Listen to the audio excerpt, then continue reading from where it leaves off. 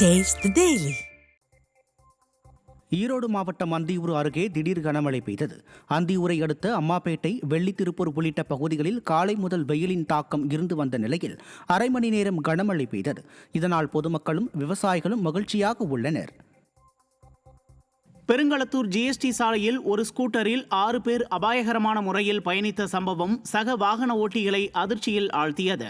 வாண்டலூர் செல்லும் மேம்பாலம் அருகே கல்லூரி மாணவர்கள் 6 பேர் ஹெல்மெட் கூட அணியாமல் ஆபத்தான முறையில் பயணம் மேற்கொண்டனர். இதனை கண்ட சக வாகன ஓட்டிகள் கடும் அதிர்ச்சி அடைந்தனர். கண்காணிப்பு கேமராக்கள், விதிமுறைகளை மீறுபவர்களுக்கு அபராதம் விதிக்க நடமாடும் கண்காணிப்பு வாகனம் என காவல்துறை அறிவிப்புகளை வெளியிடும் நிலையில் நிமிடத்திற்கு ஆயிரக்கணக்கான வாகனங்கள் கடந்து செல்லும் நெடுஞ்சாலையில் இதுபோல் ஆபத்தான முறையில் பயணம் செய்யும் நபர்கள் காவல்துறை கண்ணில் ஏன் சிக்கவில்லை என பொதுமக்கள் கேள்வி எழுப்பியுள்ளனர்.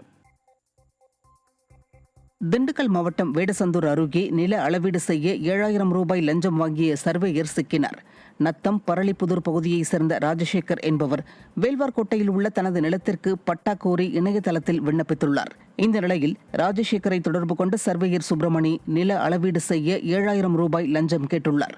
லஞ்சம் கொடுக்க மனமில்லாத ராஜசேகர் லஞ்ச ஒழிப்புத்துறையிடம் புகார் அளித்த நிலையில் ராஜசேகரிடமிருந்து ரசாயனம் தடவிய ரூபாய் நோட்டுகளை லஞ்சமாக பெற்ற சர்வேயர் சுப்பிரமணி கையும் களவுமாக சிக்கினார். விடியா திமுக ஆட்சியில் அரசு அலுவலர்கள் அச்சமின்றி லஞ்சம் வாங்குவதாக மக்கள் வேதனை தெரிவித்திருக்கின்றனர்.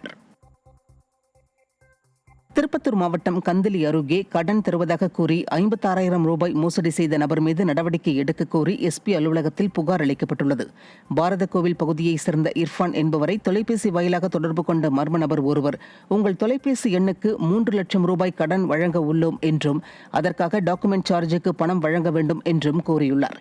இதனை நம்பிய இர்ஃபான் 56,000 ரூபாய் வரை அந்த மர்ம நபரின் வங்கிக் கணக்கிற்கு அனுப்பியுள்ளார். இந்த நிலையில் மர்ம நபரின் தொடர்பு துண்டிக்கப்பட்டதை அடுத்து தான் ஏமாற்றப்பட்டதை உணர்ந்த இர்ஃபான் தனது பணத்தை மீட்டுத்தர கோரி எஸ்பி அலுவலகத்தில் புகார் அளித்துள்ளார். தேனி மாவட்டம் கூடலூரில் வாழை தோட்டத்திற்குள் புகுந்து காட்டு யானைகள் அட்டகாசம் செய்ததால் விவசாயிகள் அச்சமடைந்துள்ளனர். வெட்டுக்காடு, இந்திரா நகர் குடியிருப்பு பகுதிகளில் அவ்வப்போது காட்டு யானைகள் வந்து செல்வது தொடர்கதையாகி உள்ளது. இந்த நிலையில் விவசாய நிலத்திற்கு குட்டிகளுடன் புகுந்த காட்டு யானைகள் 100க்கும் மேற்பட்ட வாழை மரங்களை சேதப்படுத்தி சென்றுள்ளது. வனத்துறையினர் துரித நடவடிக்கை எடுத்து யானைகளை வனப்பகுதிக்குள் விரட்ட வேண்டும் என விவசாயிகள் கோரிக்கை விடுத்துள்ளனர். நாமக்கல் மாவட்டம் ராசிபுரம் மற்றும் அதன் சுற்றுவட்டார பகுதிகளில் கனமழை பெய்தது. வெயிலின் தாக்கத்தால் பொதுமக்கள் அவதிப்பட்ட நிலையில் திடீரென பெய்த மழையால் மக்களும் விவசாயிகளும் மகிழ்ச்சி அடைந்தனர். மழை பெய்ததால் குளிர்ச்சியான சூழல் உருவாகி இதமான சூழல் நிலவுகின்றது. கிருஷ்ணகிரி மாவட்டம் ஊத்தங்கரை அருகே விடியா திமுகவின் மக்களுடன் முதல்வர் திட்ட முகாமில் மனு எழுதி கொடுக்க மக்களிடம் தனிநபர் வசூல் வேட்டையில் ஈடுபட்டதாக பொதுமக்கள் குற்றம் சாட்டியுள்ளனர். ஊத்தங்கரை அருகே சிங்காரப்பேட்டை அரசு ஆண்கள் மேல்நிலைப்பள்ளி வளாகத்தில் மக்களுடன் முதல்வர் திட்ட முகாம் நடைபெற்றது. இதில் மனு எழுதி கொடுக்க மனு ஒன்றுக்கு 50 முதல் 100 ரூபாய் வரை தனிநபர்கள் பணம் வசூலிப்பதாக பொதுமக்கள் குற்றம் சாட்டியுள்ளனர். இதுகுறித்து விடியா அரசின் அதிகாரிகள் எந்த நடவடிக்கையும் எடுக்கவில்லை என மக்கள் வேதனை தெரிவித்துள்ளனர். விடியா திமுக அரசு விளம்பரத்திற்காக மட்டுமே இது போன்ற திட்டங்களை செயல்படுத்தி வருவதாகவும் பொதுமக்கள் குற்றம் சாட்டியுள்ளனர். கடலூரில் போலீஸ் விசாரணைக்கு அழைத்து வரப்பட்ட 2 இளைஞர்கள் ஒருவருக்கொருவர் மோதிக்கொண்ட நிலையில் பிளேடால் கழுத்தை அறுத்து கொண்டதால் பெரும் பரபரப்பு ஏற்பட்டது. சென்னை கிளாம்பாக்கத்தை சேர்ந்த காவலர் ஒருவர் வழக்கு விசாரணைக்காக இளைஞர் ஒருவரை பிடித்து விசாரணை செய்த நிலையில் அவர் வழக்கில் தொடர்புடைய தனது நண்பர் கடலூரில் இருப்பதாக கூறியுள்ளார். இதையடுத்து காவலர் கடலூர் சென்று இருவரிடமும் விசாரணை நடத்திய நிலையில் அப்போது கடலூரை சேர்ந்த இளைஞர் தன்னை ஏன் காட்டி கொடுத்தா என தகராறில் ஈடுபட்டுள்ளார். அவர் வைத்திருந்த பிளேடால் போலீஸ் காவலில் இருந்த இளைஞரின் கன்னத்தில் அறுத்ததோடு தனது கழுத்தையும் அறுத்து கொண்டார். இதனால் அதிர்ச்சியடைந்த காவலர் இருவரையும் மருத்துவமனையில் அனுமதித்து விட்டு அங்கிருந்து எஸ்கேப் ஆகியுள்ளார். இந்த சம்பவம் தொடர்பாக கடலூர் புதுநகர் போலீசார் விசாரணை நடத்தி வருகின்றனர். கரூர் மாவட்டம் குளித்தலை அருகே தென்கரை வாய்க்காலில் ஏற்பட்ட வெள்ளப்பெருக்கால் தற்காலிக பாலம் தண்ணீரில் அடித்து செல்லப்பட்டது. தென்கரை வாய்க்காலில் புதிய பால பணிக்காக தற்காலிக பாலம் அமைக்கப்பட்டது. இந்த நிலையில் காவிரி கதவணையில் இருந்து தென்கரை வாய்க்காலில் வினாடிக்கு 500 கன அடி வீதம் தண்ணீர் திறக்கப்பட்டதால் தற்காலிக பாலம் வெள்ளத்தில் அடித்து செல்லப்பட்டது. பாலம் சேதமானதால் அப்பகுதியை சேர்ந்த பொதுமக்கள் 10 கிலோமீட்டர் சுற்றி செல்லும் நிலை ஏற்பட்டுள்ளது. கடலூர் மாவட்டம் விருத்தாச்சலத்தில் போதிய பேருந்துகள் இயக்கப்படாததால் பள்ளி கல்லூரி மாணவர்கள் ஆபத்தான பயணம் செய்யும் நிலைக்கு தள்ளப்பட்டுள்ளனர். சுற்றுவட்டார கிராமங்களில் உள்ள மாணவர்கள் அரசு பேருந்துகளில் பள்ளி கல்லூரி சென்று வருகின்றனர். இந்த நிலையில் விருத்தாச்சலத்தில் இருந்து சுற்றுவட்டாரங்களில் உள்ள கிராமங்களுக்கு போதுமான பேருந்துகள் இயக்கப்படாததால் மாணவர்கள் உயிரை பணயம் வைத்து படியில் தொங்கியவாறு பயணம் செய்யும் நிலைக்கு தள்ளப்பட்டுள்ளனர். அசம்பாவிதம் ஏற்படும் முன் போதிய அரசு பேருந்துகளை இயக்க வேண்டும் என பொதுமக்கள் கோரிக்கை விடுத்துள்ளனர். சிதம்பரத்தில் 1 மணி நேரத்திற்கு மேலாக கொட்டி தீர்த்த கனமழை காரணமாக சாலைகளில் மழைநீருடன் கழிவுநீரும் கலந்து ஓடியதால் வாகன ஓட்டிகள் கடும் அவதியடைந்தனர். சிதம்பரம் மற்றும் அதன் சுற்றுவட்டார பகுதிகளில் 1 மணி நேரத்திற்கும் மேலாக கனமழை கொட்டி தீர்த்தது.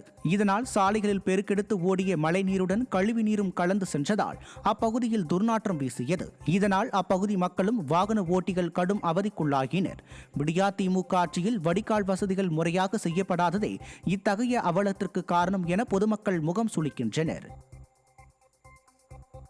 திண்டுக்கல் மாவட்டம் சவரிக்காடு அருகே பழனி கொடைக்கானல் சாலையில் 500 அடி பள்ளத்தில் கார் கவிழ்ந்து விபத்துக்குள்ளானதில் ஒருவர் சம்பவ இடத்திலேயே உயிரிழந்தார்.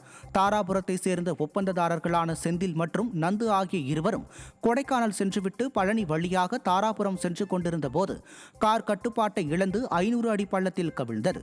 இதில் செந்தில் சம்பவ இடத்திலேயே உயிரிழந்த நிலையில் படுகாயங்களுடன் மீட்கப்பட்ட நந்து மருத்துவமனையில் சிகிச்சைக்காக அனுமதிக்கப்பட்டார். சென்னை கோடம்பாக்கத்தில் ஆமை வேகத்தில் நடைபெற்று வரும் சாலை பணிகளால் வாகன ஓட்டிகள் மிகுந்த அவதிக்குள்ளாகியுள்ளனர். கோடம்பாக்கத்தில் உள்ள ரயில்வே எல்லை ரோடு எனப்படும் பிரதான சாலை சேதமடைந்ததை தொடர்ந்து புதிய சாலை அமைக்கும் பணிகள் நடைபெற்று வருகிறது. இதற்காக சல்லிக்கற்கள் கொட்டப்பட்டுள்ள நிலையில் 3 வாரங்களுக்கு மேலாகியும் இதுவரை சாலை அமைக்கப்படவில்லை என கூறப்படுகிறது.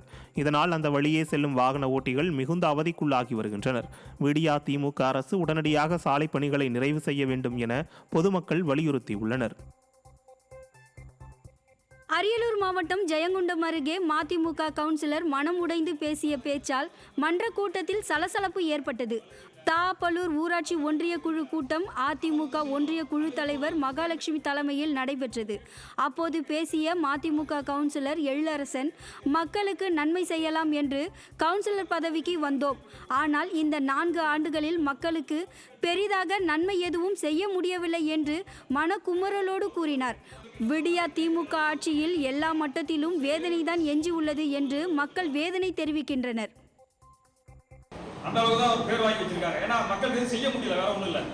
எங்களால் நிதி கொடுத்தா தானே செய்ய முடியும். ரோடு போட முடியும், ஒரு சிமெண்ட் ரோடு போட முடியும், ஒரு ட்ரைனேஜ் கட்ட முடியும்.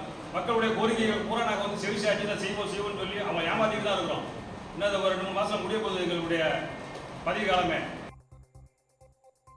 ஆரணியில் அரசு டாஸ்மாக் கடையை அகற்ற கோரி ஆர்ப்பாட்டம் நடைபெற்றது.